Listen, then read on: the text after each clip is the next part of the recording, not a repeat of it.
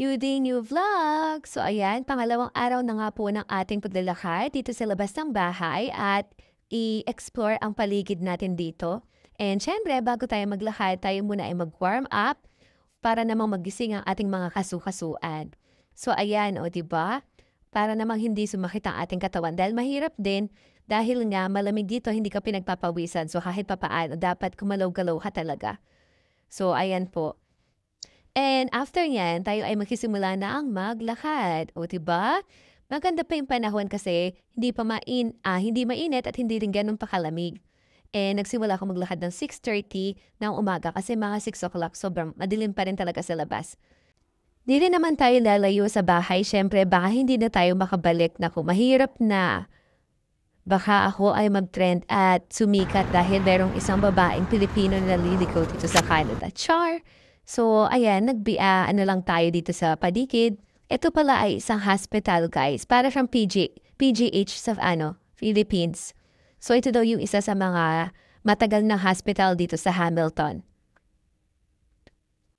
Yan, lakad lang. May dumadaan din palang dito, trend, guys. Ayan. So, syempre, bakit kahit tumawid? Hintayin muna natin dumaan yung trend.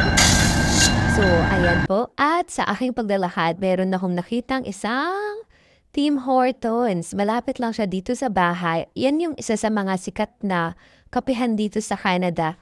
Hindi man Starbucks, pero Tim Hortons. So, ayan yung kanilang kape dito sa Canada. So, ayan po. Pero syempre, dahil wala pa tayong trabaho dito sa Canada, tayo ay hindi bumili. Ang ganda sana kung meron kang kape dito, tas pa-chill-chill ka lang, paupo-upo, habang nagkakape, tas iniisip yung mga bayarin mo sa Pilipinas na iniwan, di ba? So, ayun nga po. Dahil nga wala pa tayong trabaho, hindi tayo bumili.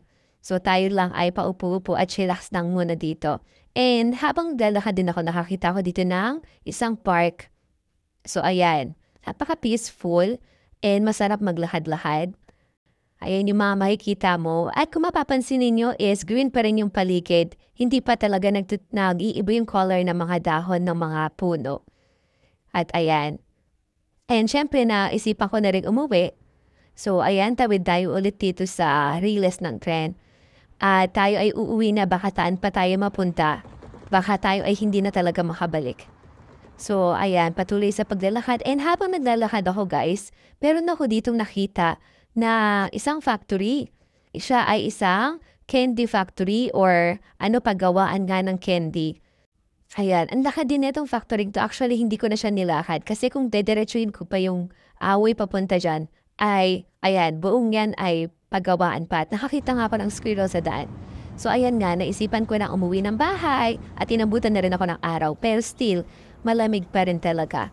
Di man ako pinagpawisan sa paglalakad ko ngayon. Kahit na nakadoble na ako ng long sleeve din sa loob netong jacket ko.